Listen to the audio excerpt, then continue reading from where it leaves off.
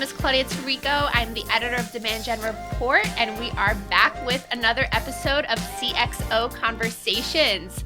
With me today is the lovely Donna DeBerry, VP of Inclusion at Seismic. Donna joined Seismic pretty recently, back in March, and she is the first VP of Inclusion that I get to have on the show, so I'm so excited to chat with her today. Donna, it's so great to meet you and see you. Thank you so much for taking the time. Thank you. I'm excited to be here and kind of share my story and just have a good time right now. I love it. I love it. Yeah, I'm so excited to learn more about your role and basically your whole career as well. But to kick things off, I'd love for you to introduce our audience to Seismic and tell us a little bit about yourself. Sure. People always ask me to describe Seismic pretty quickly, but Seismic is an industry leader in sales enablement, and our software helps sales and marketing teams tell their best stories to drive growth for their business. And my story is that, I had an amazing opportunity to join a company that is such a forward thinking company around diversity, equity, and inclusion. And the good news is about being the first is always you have this blank slate and these amazing executives who believe in diversity, equity, inclusion. So, I can't think of a better company and a better sales enablement company to work for. That is awesome. And tell us a little about yourself. Where were you before Seismic? So before Seismic, I was at Indeed leading DE&I initiatives and strat plans at Indeed.com. People know that quite well. Mhm. And prior to that, I have 20 years experience in diversity, equity, inclusion. I've been with companies such as Nike. I was their first executive.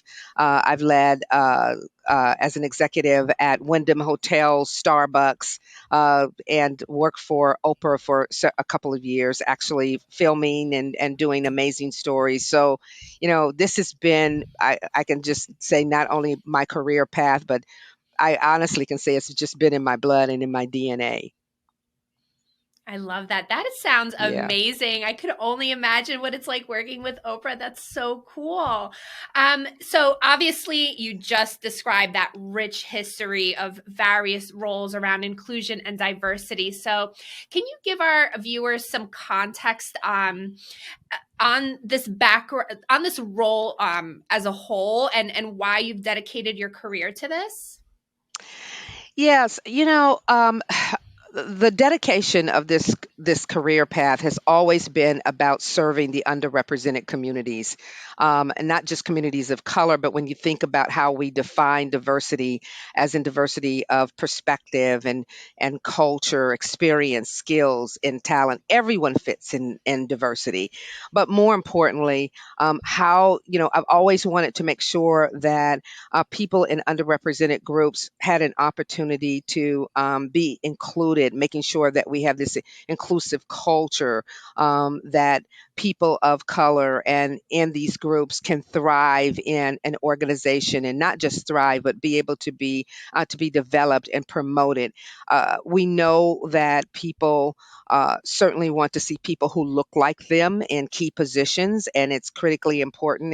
And it's just always been, as a woman and as a woman of color, this has just been, just my career and part of my lifelong dream. Awesome. So, in your role as VP of Inclusion at Seismic, so what are you looking to bring to the table, and what results do you want to see for the company? Well, first of all, what I want to see with the company is the results that I want to see with the company is really around creating, first step is creating this inclusive culture. Uh, I can tell you that Seismic has a culture like no other. It is an amazing culture. Even when we look at our employee opinion survey, we rank so high of what what our employees think of our culture. So the first step is just to continue and to elevate that inclusion around our culture, making sure that all employees are having a good employee experience. And then, second of all, what I want to see, the impact that I'd like to see, is around attracting and recruiting more diverse talent. We certainly, as in the tech industry, really are not, I wouldn't say struggling, but I would say that it's certainly an opportunity for to attract and recruit more people of color in tech. And so our goal is to make sure that we have a diverse workforce and an inclusive environment. Yeah, and I couldn't agree more. I've noticed it a lot, most recently, but I've noticed this from the beginning. B2B, even our community around demand gen report. It's, I mean, for lack of a better word, it's very white and it's very male driven, right? So Hmm. I definitely see that there are Yes. so many opportunities. There are so many opportunities to really give people of color and Black professionals, especially, a seat at the table. So we recently actually started our own Demanding Diversity Council, just to really keep this movement going, and try to see how Demand Gen Report can help in the diversity and inclusion as for the B2B community as a whole. So what are some big factors preventing minorities from being hired in the B2B sales and marketing space? And how can that gap really close? Well, I think that Or how the can we gap. close that gap? Yeah, so there's two pieces to the gap. And when I think about, first, we have to make sure that we are talking and bringing people of color and women in this industry. It is certainly a gap as it relates to whether it's where that industry is being taught, how we're bringing people into sales, into technology. We know that there's a gap. There's a gap from an educational level, and then second of all, many times there are biases that happen in the recruiting process, in the interview process, in the candidate process. And so there are three things that we need to make sure of in the process. Number one is that as we think about how are we attracting, where are we showing up? What organizations are we partnering with to make sure that our brand is out there? That's the great thing that Seismic is doing, is we're really promoting our brand. When you think about a career page, are there people of color? Are there women? Can they see themselves in and leadership positions even? And then the second piece is how are we making sure that there aren't systemic problems in the recruiting process? Not only where are we going to recruit, but what does that recruiting process look like? Is there bias in recruiting? We're looking at even like our job descriptions. Are there bias in the job description? Is it more male centric? And there's so much data out there that talks about how women apply for a job compared to men. In other words, men can the data shares that men can apply for a position without any experience, where women specifically look for that experience, and if they don't have it, they just won't apply.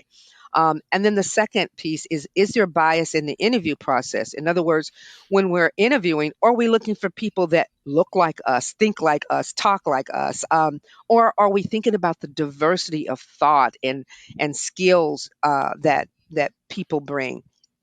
And so, once we can eliminate, I wouldn't say eliminate, but mitigate bias in recruiting, and eliminate bias in how where we go to attract diverse talent, I think that we'll see more people in sales, and we'll see more people in engineering and in the tech industry.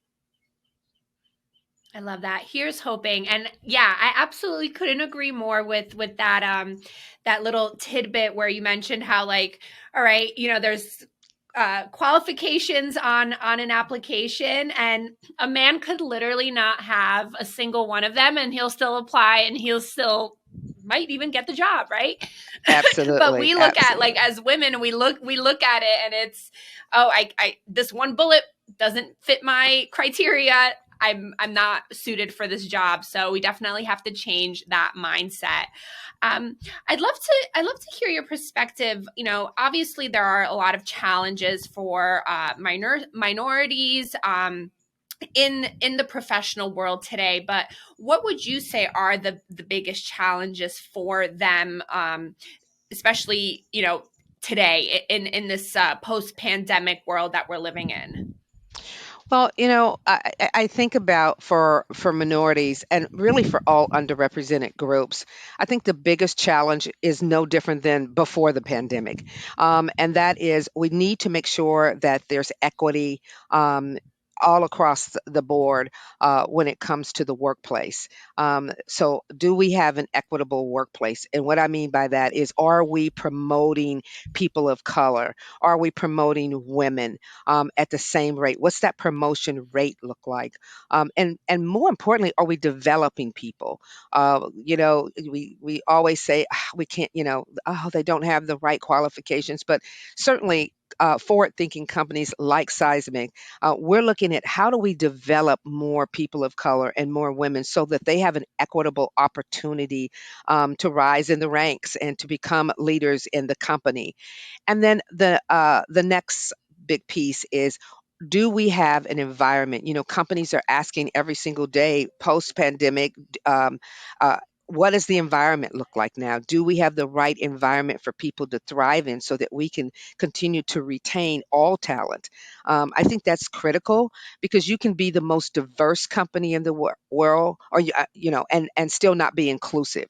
And so, focusing on inclusion for people of color, making them feel safe, making them feel included, is critically important to attract to retaining all talent.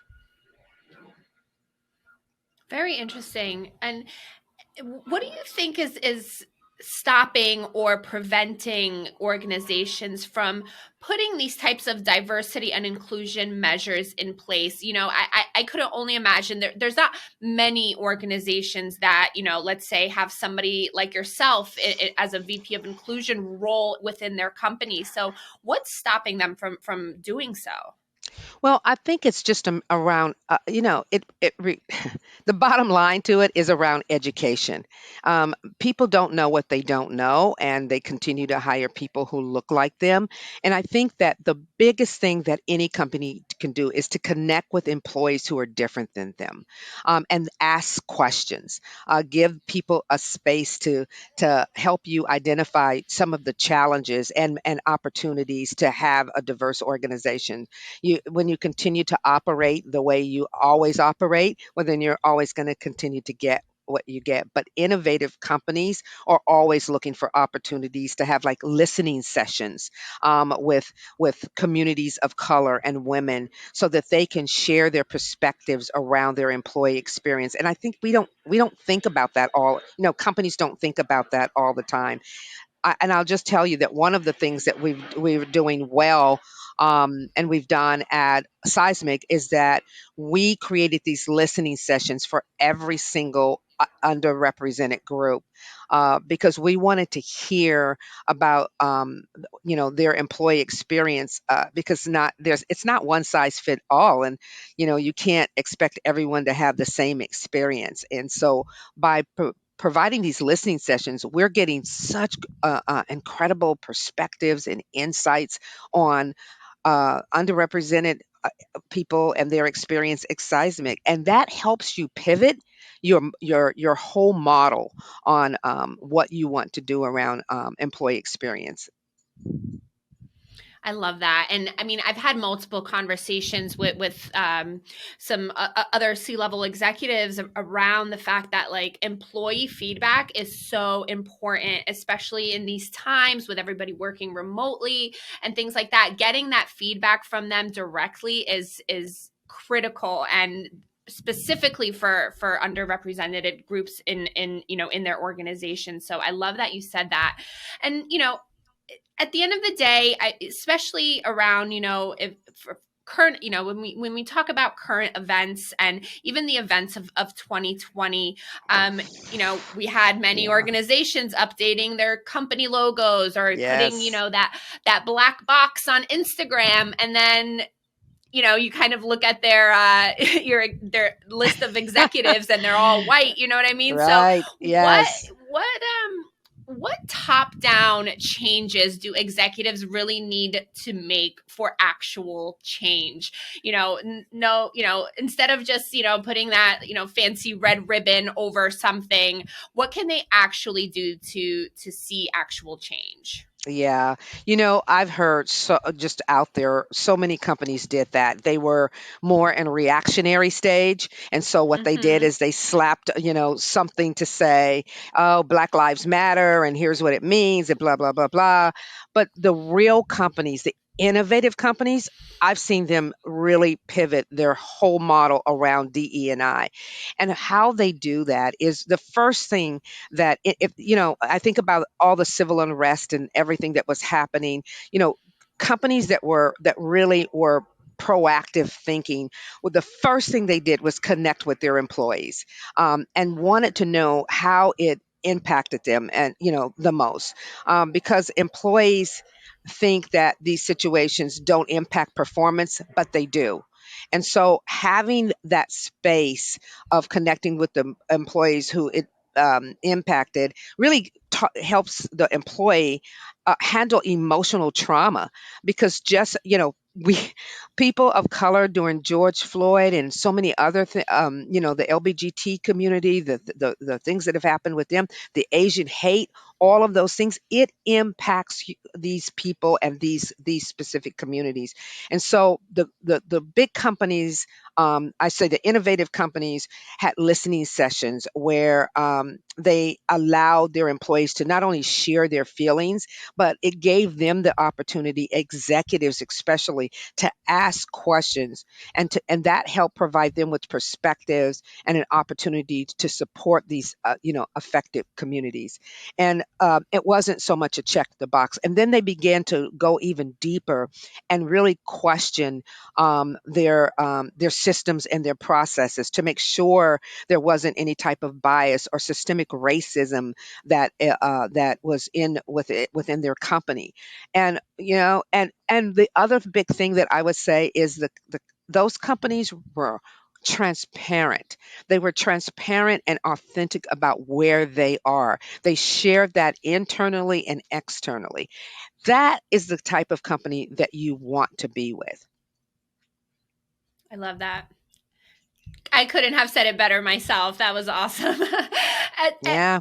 Besides all of that, do you have, any advice for organizations who want to implement and take this action, and expand their diversity, equity, and inclusion programs, but they really don't know where to start? How can they start?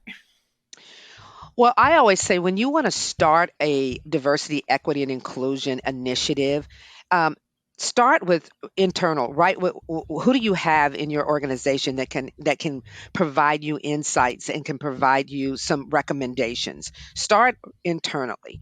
You don't always have to go externally. Most companies, most of the time, you have employees right there in your company who can help you. Second of all, employee opinion surveys and getting a climate survey done will really help. But the thing about a climate survey is that you need to ask specific questions on there around diversity, equity, inclusion. And so when you add those questions to your employee survey, that will really give you some insights on where people are, and break it even down by demographics, so you'll know how people are feeling and what their experiences are based on their specific demographics. topics. And so if you just start there, it will really give you a foundation on your company and where your company is in this. And then the last thing I would say is create a committee, an internal committee made up of people from all backgrounds. Make sure that the leader, whether it's the CEO, is engaged and maybe even leading the effort, because understanding for employees to understand that the CEO and the C suite is committed means everything. And so start a committee, just a small one, even just to so you can come together and talk about some of the insights and provide recommendations on where to go next. I love that. Absolutely. I mean, you could always just start small and just see how big it could get and how much impact you could make. I have one question for you, Donna. It wasn't prepared. It just came up right now, but I really, really want to ask you this because you are a professional Black woman in this industry and you've worked at some incredible companies and with amazing people. What advice would you give young Black women going into their careers and just starting their journeys, whether it's in, at companies like Seismic or others? What advice would you give them, or just any insights you could provide? So the first insight I would say is, own your career path. Don't let anyone own your career path. Whatever it is, whatever your vision is about where you want to be, what you want to do, own it. And, second of all, make sure that you have mentors. And I don't mean just Black mentors, definitely have Black mentors. As a Black woman, I had white mentors, Black mentors, male, female, all different levels, because they provided such unique and different perspective for me to have this career path and kind of climb that corporate ladder. And third of all, never allow whatever your crisis is to dilute your vision. Whatever that vision is, stay towards it. We all fall forward. We're going to fall back. It feels like sometimes we're not going to get there, but you will get there. Have the tenacity and just go forward. That's what I can't say. I love Nike. Just do it, right? Just Just do do it. it. And be understand that it's a journey. Don't try to it's a sprint, so don't try to jump ahead. Take your time. Enjoy what you're doing. Be happy about even the disappointments, because the disappointments will always be your learning. And the last thing I want to say is learn as much as you can, leverage what you learn, and become that leader. I love it. Thank you so much for that. That was great. I have two final questions for you. Sure. Because the title of this series is CXO Conversations, I always like to ask, what kind of conversations are you having with other leaders in the space, whether it's within Seismic or you're just your peers outside of the organization? What are some top questions and priorities, and how are stress levels changing? Ah, oh, stress levels. So I am on frequent calls with chief diversity officers, and the three topics that we talk about often is, diversity now, and how do we define it? So there are three things. One is that remote employees. What does that mean now? And how are we making sure that remote employees, it doesn't have anything to do with gender or ethnicity, but how are we supporting remote employees and making sure that they still continue to have opportunities for growth? So it's a big topic globally, by the way. And then second, I would say is we're kind of changing this guard of the baby boomers who are leaving, and the Gen X that are and Gen Y that are coming, that are already in the workforce, and now we even have a younger generation in the workforce. How are we this intersectionality that's happening? How are we making sure that we are providing opportunities for both, and making sure that one is learning from the other at all times? And then the third piece that we've been really talking about is the intersectionality. People who are of the LBGT community, yet they're Black, yet they're female. I mean, what does that mean when you're talking about bringing your whole self to work and and providing a space to be all of that? And I think that these are true topics right now coming out of the pandemic. What does all that mean? And how do we continue to support people of color, and not just our employees, but we're not working just on diversity and inclusion within our employees, but how do we make sure to support our local community and our local economy by working with businesses that are women and minority owned? So I would say that those are the big topics that we're talking about right now. Very interesting. That's great. And final question: what's next for you and Seismic? What's on the calendar for the rest of the year? Oh, the calendar for the rest of the year. We have a lot of great things going on. We are going to be continuing these listening sessions, getting more insight. We're creating a mentoring program that's going to be reverse mentoring and mentoring for all employees. We're looking specifically at how we are going to be developing our programs. We certainly are developing our people. I apologize. So that's big on the agenda. And I would say the last thing is we are certainly pushing, I can't say aggressively, making sure that we have a diverse company. So we are out there developing partnerships with organizations, and really, especially around our sales force and our tech team. And I just that's the biggest things that we're working on right now. Awesome. Very exciting stuff. And you sounds like you're going to be pretty busy for the rest of the year, which is always a good thing, right? Yes, we are gonna.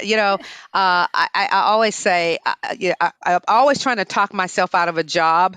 Like I want to be with the company that's doing it 100%, and I think I'll always have a job. But I can't say enough. Seismic is real. We have our executives are authentic. They're very transparent, and they're really easy to work with. They want an equitable workplace, and they are create.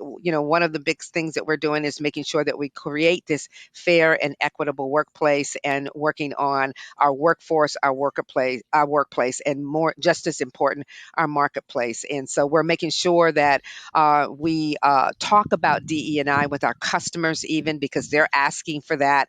And so, it's just changing. Even our customers are changing of how they think about diversity, equity, and inclusion. So we have great partnerships, and it's a great organization to work for. Awesome. That's always great to hear. And hopefully we could partner and work together some more and see how, we could help minorities and the underrepresented, build their careers and move forward in B2B today and forever. So Donna, thank you so much for joining me today and shedding some light on diversity and inclusion in B2B today, and sharing your story and all of your wonderful advice. So thank you so much. And thank you to everyone watching. That is a wrap on another episode of CXO Conversations. I hopefully will see you next time. And as always, hit that like button, subscribe to our series so you don't miss any new episodes, or drop me a line on LinkedIn and Twitter if you have any suggestions for guests on the show, or want to be, a guest yourself. So hopefully we'll see you again soon. Thank you, everyone. And thank you, Donna. Thank you for having me on the show. It was a pleasure.